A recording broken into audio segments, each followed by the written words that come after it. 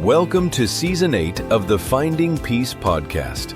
This season is focused on practical, trauma-informed tools you can use in everyday life.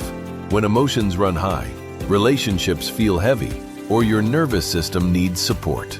Short episodes designed to help you find more peace, joy, and connection, one moment at a time.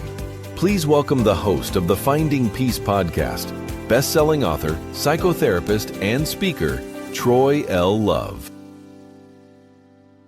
I'm a therapist who has been trained in EMDR, which is a trauma-informed modality to help people work through their trauma. The letters stand for eye movement desensitization and reprocessing, which is a mouthful. And they probably should have named it something else, but at the time, what they found is that if they could help your eyes move left and right, it would help you process trauma. They've now discovered that you can use sound, you can use all kinds of things as long as you are doing it from left to right, doing something from one side of your body to the other. That movement from left to right is called bilateral stimulation. And I understand a little bit about how it works. As a client myself who had a therapist do EMDR on me, it was life-changing and helped me really process through some things myself. But about a year ago, I had an experience that changed the way that I think about bilateral stimulation outside of the therapy office. I was hiking with a buddy of mine who also happens to be a therapist and is EMDR trained. And at the time, I was processing a lot of fear about making some important and drastic changes in my life. The kind of changes where part of you knows that something has to shift, but the other part of me is terrified about what might happen next. And while we were hiking, he did something that I had never seen anybody do before. Instead of sitting down and talking through everything, he simply used the walk itself as bilateral stimulation. We would walk maybe 50 feet, and he'd have me just be mindful, left foot, right foot, left foot, right foot. And then he'd stop and ask, "What are you noticing?" And I'd share whatever came up.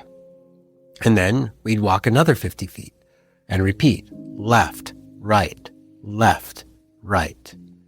I'd never experienced bilateral stimulation like that before, but it was powerful.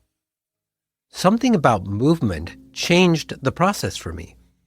The fear didn't instantly disappear, but it started to loosen, and I started to have some clarity about what my fears were all about, and more importantly, how unfounded those fears actually were. My thoughts became clearer, my body softened, and the emotional intensity shifted. And ever since then, when I go for walks and I have something heavy on my mind, I often try to do the same thing for myself. I walk. I take intentional steps, left, right, and then I notice.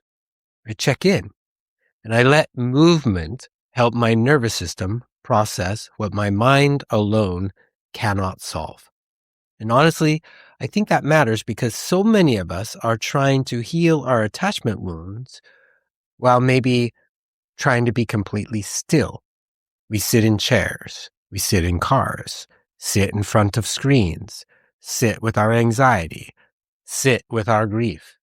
And meanwhile, the nervous system has been designed for movement. Our nervous system processes experiences through movement, and bilateral stimulation works with that reality. At its core, bilateral stimulation involves alternating left-right input to the brain and body. Left, right, left, right. That rhythmic pattern can help the nervous system integrate activation instead of staying stuck in it. Walking is one of the most natural forms of bilateral stimulation we have. So are other alternatives like tapping your legs left, right, listening to bilateral music where the music shifts from the left ear to the right ear, or slowly shifting weight from foot to foot, or even swinging your arms gently while breathing slowly. Another form of bilateral stimulation is something that's been referred to as the butterfly hug. And despite the name, it's not childish or gimmicky. It's actually a powerful grounding tool used in trauma work. How it works is you put your hands in front of your face with your arms pointed outwards. So your right thumb is pointed to the right and your left thumb is pointed to the left. And then you cross your hands together, linking your thumbs together, and you make like a bird or a butterfly. And then you put that bird or butterfly on your chest, and then you slowly tap. And then you slowly tap, left, right, left, right. So let's try it right now, unless you're driving, and then do it later. So put your hands in front of your face with your thumbs pointed out. Then cross your thumbs together, link them together, put your hands on your chest, and then slowly tap left, right, left, right, left, right, left, right, left, right, left, right. Slowly. In a calming rhythm. And then just tune in. What was that like? How did that feel? What happened to your body as you did that? What I love about the butterfly hug is that it combines bilateral stimulation with a compassion containment tool. It can feel grounding, stabilizing, reassuring, especially during moments when emotions feel overwhelming and disorganized. I've had clients use it in waiting rooms, in airplanes, after difficult phone calls, even sitting in their cars after walking into stressful situations. And again, this isn't forcing emotions out. It's about helping the nervous system feel supported enough to stay in without being stuck in alarm. Now, I want to be really clear about something. I'm not saying that people should try to fully process major trauma memories on their own. There is a reason why trained EMDR therapists exist. There's a reason containment, resourcing, and safety matter. But what I am saying is that bilateral stimulation can be used gently in everyday life as a nervous system support tool. And I think sometimes we overcomplicate healing. We assume every difficult emotion requires a massive breakthrough moment. Often, what people actually need first is regulation, not analysis, definitely not shame, regulation. Because when the nervous system is overwhelmed, the brain narrows. We lose perspective. Everything feels urgent, permanent, catastrophic. Have you ever noticed that? At 2 a.m, when you wake up wide awake in bed and you have a million things going on in your mind, your life feels unsolvable. But then, after sleep, movement, sunlight, hydration, connection, suddenly the problem feels different. Not necessarily fixed, but it does feel a little bit more manageable. That's nervous system state. And trauma-informed work has to respect state, not just story. Story matters, insight matters, of course they do.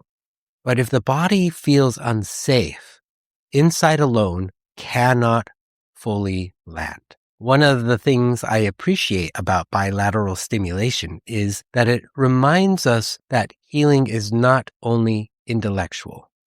We often try to think our way out of activation, analyzing it, understanding it, and explaining it. But sometimes our body is asking for rhythm before insight. Sometimes our nervous system needs motion before meaning. And this is where a lot of people get confused because they assume if something is helping emotionally, it must mean that they are doing therapy, in air quotes. But many forms of regulation are simply physiological. Walking helps. Breathing helps. Rhythm, like dancing to music with a rhythm, helps. Connection helps. Safety helps. And this isn't about forcing breakthroughs. It's about helping our nervous systems complete a process. And honestly, I think this is especially important for people who are highly analytical, people who live in their heads, people who believe if they can just think hard enough, they can solve the pain of the world. I understand that tendency deeply. And yet, emotions do not untangle through logic alone. Sometimes the body has to participate in the unwinding too. And that's why walking can become sacred. Not because every walk turns into some profound therapeutic aha experience, but because movement creates space. Space between thoughts. Space between triggers and reactions. Space for your body to realize, I'm here. I'm safe enough. I can keep moving. This can be especially helpful after conflict. When you're replaying conversations, when emotions feel stuck, when fear keeps looping, when your body feels restless, or when your thoughts feel tangled and heavy. I also think it can be incredibly helpful for decision fatigue. When your brain keeps circling the same question over and over and over and over and over and over again. Questions like, should I stay? Should I leave? What if I fail? What if I disappoint people? What if this decision ruins everything? Sometimes sitting still intensifies the loop. Movement interrupts it, not because movement magically answers the question, but because it changes your nervous system state enough to create flexibility. And flexibility is incredibly important in trauma work. Regulated nervous systems can explore. And honestly, you can do bilateral stimulation almost anywhere. Walking through your neighborhood, on a hiking trail, pacing slowly in your backyard, even gently alternating taps while sitting in a chair. The goal is not to perform healing. The goal is to support regulation. So, the next time something feels emotionally stuck, try this. Take a slow walk, and every so often pause and ask yourself, what am I noticing right now? Not, what the heck is wrong with me? Or, how the heck do I fix this? Just, what am I noticing? And maybe you notice tension in your chest. Maybe your thoughts are racing. Maybe you suddenly feel sadness. Maybe you feel nothing at all. And that's okay too. This is not about grading your experience. It's about creating gentle awareness without shame. And then keep walking. Let the movement hold some of the weight. And if walking isn't available, try the butterfly hug. Cross your arms gently over your chest and alternate slow taps while breathing. No rush, no pressure, just rhythm. Sometimes regulation begins with reminding your body, hey, I'm here with you. You don't have to carry every emotion through force. Sometimes your nervous system processes through rhythm, repetition, and motion.